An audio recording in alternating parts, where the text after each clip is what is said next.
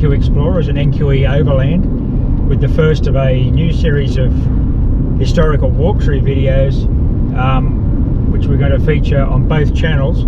So if you're not subscribed to our new channel, NQE Overland, whip over there now and subscribe and click the little bell notification button, because these videos will be uploaded on both channels.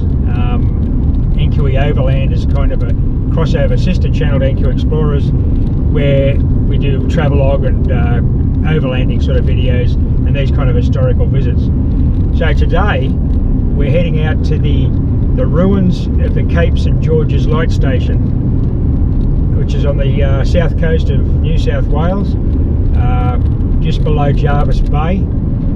It was commissioned in 1860 when it commenced operation, and has an incredible history of shipwrecks, grisly deaths of the people involved in operating the light, and its eventual demise at the hands of the Royal Australian Navy in the early 20th century. So thanks for coming along.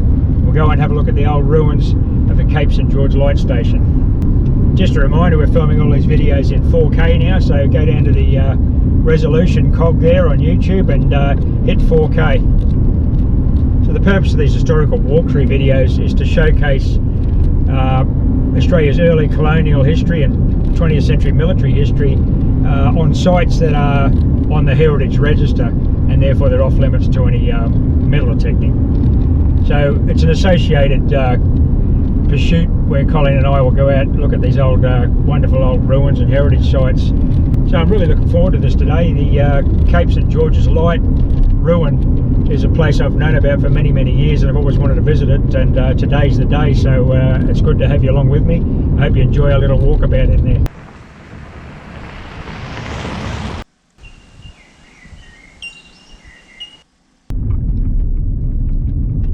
As you can see behind me here, I've just stopped on the way into the old lighthouse. Pretty significant bushfire damage through this area. I think they had some pretty bad fires in 04 back here. Not so much at the moment, but there are a lot of bad fires out west at the moment, and we've got a lot of bushfire smoke haze in here. But as you can see, big firestorm's been through here. The trees are blackened right to the top. So it's not the sort of place you want to be caught in a fire, that's for sure. Okay, we've arrived at the site of the Cape St George Lighthouse ruins. As I said, I've always wanted to come to this site. I've known about it for many years. I'd actually see the ruins up here on the horizon ahead of us, but it's directly into the sun, so I'll show you when we get there. But the light was commissioned in 1860, and it was designed to protect the approaches to Jervis Bay, which is a beautiful natural harbour on the south coast of New South Wales. But through various bungles and bureaucratic mistakes, it was built in the wrong place, so that when it was commissioned, it wasn't visible from either the southern or northern approaches to the harbour. And during its time of commission, just around 30 years, there were a large number of shipwrecks in the area, just on this area coast. So clearly it didn't prevent the shipwrecks, and it may have actually caused some of them. But I'll give you the details of what happened with the construction of the lighthouse and its eventual demise in the early 20th century, when the Navy used it as a gunfire target. So let's just get up and have a look at the ruins now. A few flies over on this side. I don't know how windy it's going to be up on the Cape here, so if it is too windy, I'll just do it as a voiceover. But I'd like to actually commentate it as we're actually walking around the ruins, and we're just coming up on the first ruin now. Okay, this is the ruins of the stables. Obviously all horse-drawn implements of transport back in 1860. Roof's gone. It would have been wooden doors on the front. It's all locally quarried sandstone, and that is a story in itself, actually. The quarrying of the stone. So that's the main stable enclosure.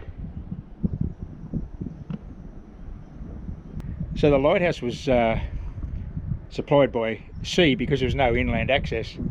There's no road from the hinterland, and the nearest landing was 4 miles distant, so it was always difficult getting supplies to the lighthouse.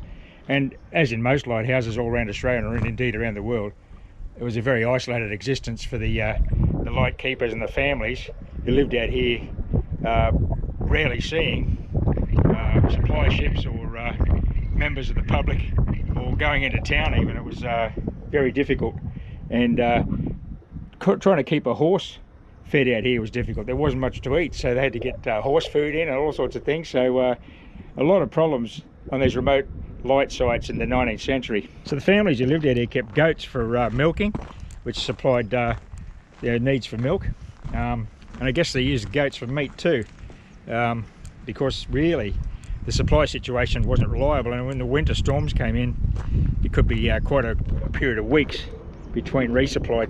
Okay, this is the seaward view from the side of the lighthouse. You can see these massive cliffs facing out into the South Pacific. There's a lot of bushfire haze in the distance, so you can't actually see. That's the entrance to Jervis Bay. And over there is Point Perpendicular, where they built the replacement lighthouse, which is still in service today. It was easily visible from the southern and northern approaches to the harbour. It has been preventing shipwrecks for the last 150 years or so. Well, here we are at the ruins proper. As you can see, the base is fairly well intact on this side, but the main tower has been completely destroyed by naval gunfire.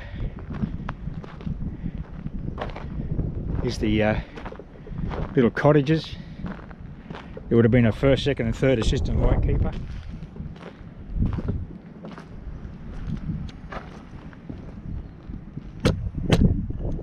Those little rooms underneath.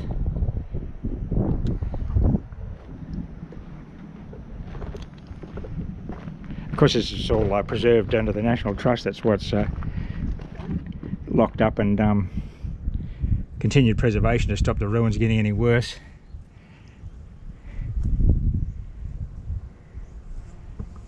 But look at the stonemasonry, it's just beautiful. Although the contractor was a bit of a scallywag. I'll tell you that story later.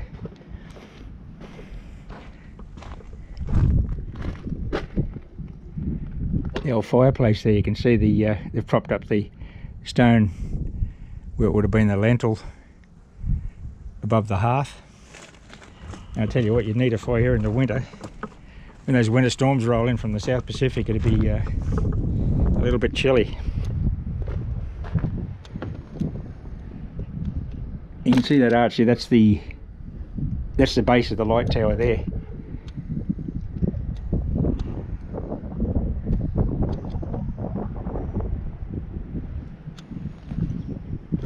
What a spectacular spot.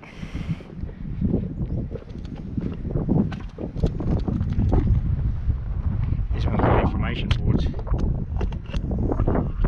From 1860 to 1877, up to 15 people, including the lighthouse keeper, 2 underkeepers and their families, lived in this 8-room complex. Oil and supplies for the lighthouse were also stored here, so conditions would have been relatively cramped and uncomfortable. In 1877, a 7-room weatherboard cottage was built for the head keeper near the stables. Oh, that's not there anymore. I guess the white ants ate that. There's an old concrete slab down there, hopefully part of the former complex. I believe this is the latrine. Be the best view from Madunny and anywhere in Australia, I reckon. All the original walls still here. Yeah, that's the latrine. Double latrine building. Drains over the cliff.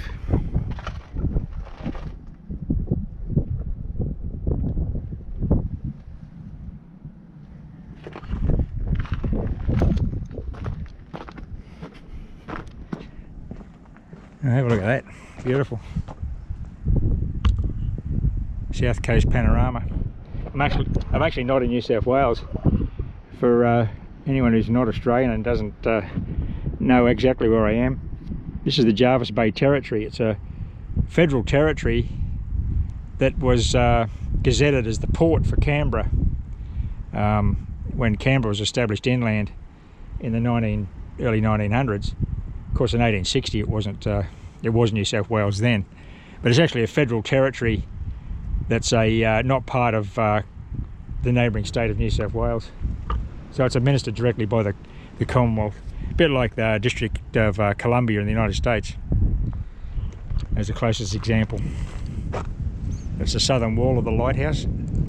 See that small remnant of the circular tower. Gee, it's a beautiful day out here. Usually it's I expected a howling gale. Look at these rock formations and these vertical cliffs. Unfortunately, there's a lot of death and hardship involved with this site. I'll do a bit of a narrative on the tragic deaths that took place here, which included the teenage daughters of one of the keepers, and she was accidentally shot while skylarking was the official description.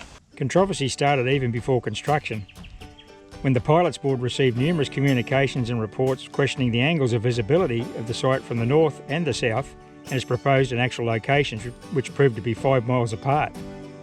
Finally, when the Pilots Board examined the site, they reported that the initial map prepared by Millington and Dawson suffered from, quote, discrepancies of so grave a character that it is impossible to decide whether either position marked on the map really exists. And they also questioned whether the facility would be visible from the required approaches. Nevertheless, despite these facts and further disagreement by a majority of the board, the lighthouse was commissioned on the 1st of October 1860. The resulting light was not visible from the northern approach to Jarvis Bay and was barely visible from the southern approach. When inspected by members of the Pilots Board, it was found that on top of the inaccuracies, the contractor built the light 2.5 miles or 4 kilometres north of the intended site, as it was closer to the quarry he was obtaining the stone from. From 1864 to 1893, there were 23 shipwrecks on the south coast of New South Wales in the vicinity of Jarvis Bay. So this is obviously Cape St George. The lighthouse was actually supposed to have been built around the next point, about 4 kilometres further south, but was built here because the contractor felt it was a better spot because it was closer to the quarry where he was quarrying the stone. So that was just unbelievable kind of government bureaucracy that allowed this all to happen without any of the approval of the Pilots Board, which was the authority at the time for coastal shipping and navigation.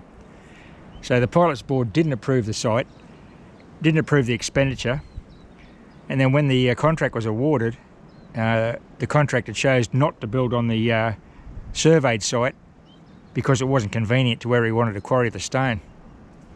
Incredible story. In July 1887, Harriet Parker, teenage daughter of the assistant lightkeeper, was accidentally shot in the head by Kate Gibson, the chief lightkeeper's daughter. The jury of the ensuing coronial inquiry stated that Harriet had died from a gunshot wound accidentally received, and that Kate Gibson was not to blame as they were skylarking. In 1895, Edward Bailey, the chief lighthouse keeper, drowned while fishing 3 kilometres south of the light, leaving a large family of 11 children. He was washed off the rocks and was believed to have been taken by sharks. Here's one of these sandstone blocks just laying on the ground. Look how beautifully worked that is for 1860.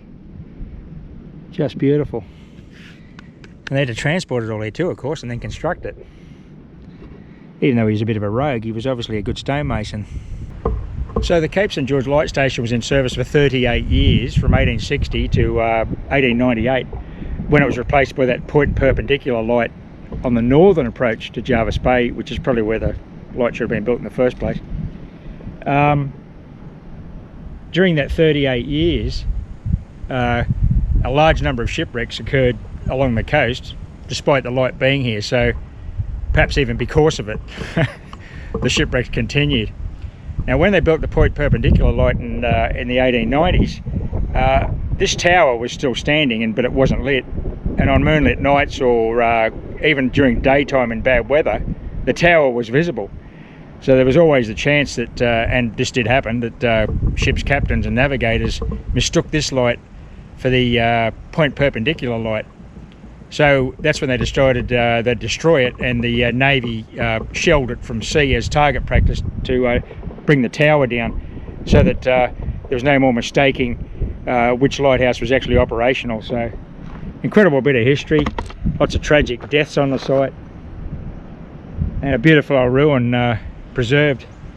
Well, I hope you enjoyed that little look at the ruins of the Cape St George Light Station, everyone. It's a site I've always wanted to visit. I've known about it for many, many years, and I've passed this area many, many times, but I've never made the effort to come in and look, and I'm really glad I have. Just beautiful. And it's nice to be out here today on a calm day. I'm the only person here. Doesn't seem to be a great interest in the place. But anyway, like I said, it's a lovely old bit of history. Just sitting here, weathering away, and you can only imagine what it was like in the 1860s, living here, so far from anywhere, in a really pretty location. Anyway, thanks for watching, everyone. Happy fossicking. Bye for now.